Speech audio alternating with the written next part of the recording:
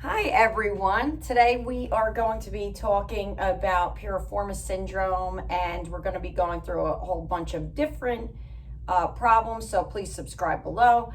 However, today what we are going to be talking about is piriformis, which is an area here that patients come to me and sometimes they don't know if they have sciatica coming from the lower back, or Piriformis Syndrome, which causes a sciatica like syndrome, and it runs down the leg. Sometimes you could get numbness and tingling into your feet, which makes people very nervous.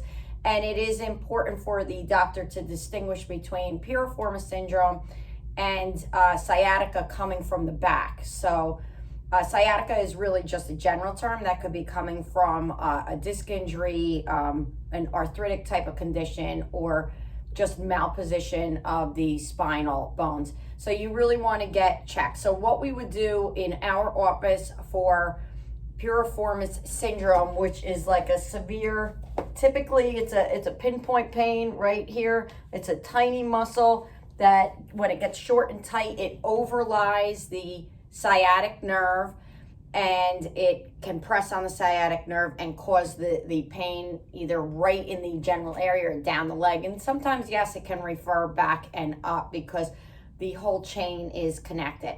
Now, some of the exercises that you would want to do, number one, when it is hot, when people come into our office, I call it hot, it's acute.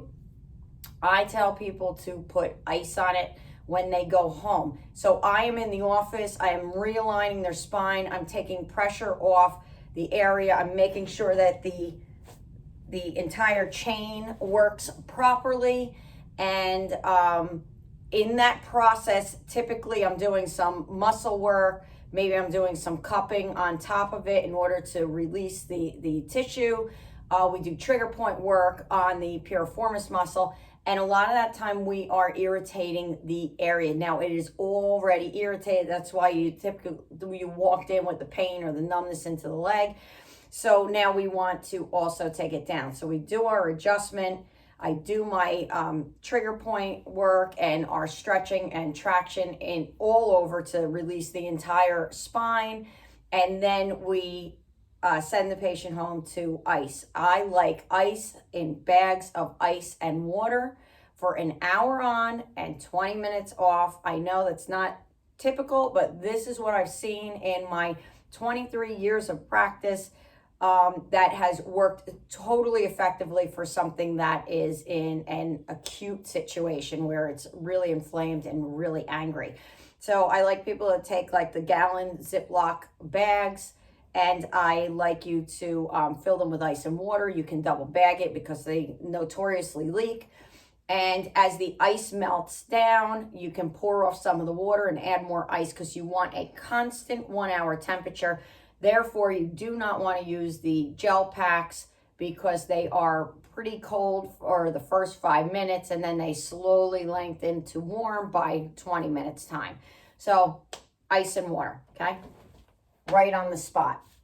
Now, if some of the exercises that we want to do at home, okay, to relieve some of the pressure. Let's say I got pain here. So obviously, if you have pain here, you want to do a nice little stretch up where you're bringing your leg up and turn over towards the opposite shoulder. Now you can do it this way. If it's really inflamed, that's as far as your body's going to let you go.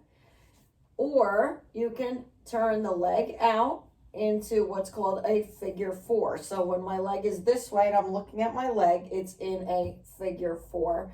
And you can even drop the other leg if you'd like. You need to find a very comfortable position. So you could literally be here. You could be here.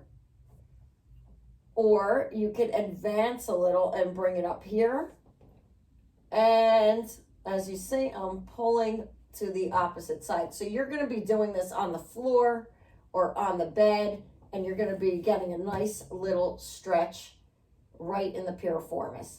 Like I said, you do very little, as much as you need to only, and you don't have to bring yourself to the point of pain. Typically when a muscle is angry and inflamed like that and short and tight, and now the nerve on top of it is short and tight, you don't want to overstretch any of that. You just want to gently do a nice little stretch with the body. You want to be very kind to yourself, and you want to create almost more of a relaxed type of state. The next thing that you can do, which is extremely helpful, is to take a little bucket of, like a pan or a bucket that you could put your feet in, maybe a giant pot. You want to make some lukewarm water. You want to mix in Epsom salt, and the Epsom salt is full of magnesium. Magnesium is a relaxant.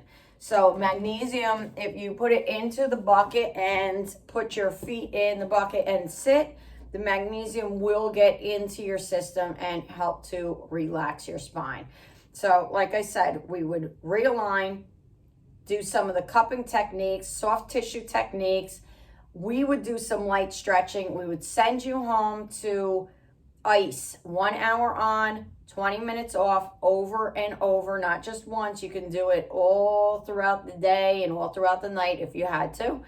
And then you would start these stretches once you were out of that extreme pain. And from there, the next video, which we will do, will be some of the exercises for strengthening the piriformis area so that this does not happen again. Also keeping in mind, why did it start to begin with? The piriformis muscle actually turns the leg out. I don't know if the camera can see it. Let's put you here. The piriformis muscle turns the leg out like this. So when you are rotating your leg out, you are tightening your piriformis muscle. So when you're sitting, if you're sitting like this, if you're driving in the car and you're driving like this, these are positions that tighten that piriformis muscle.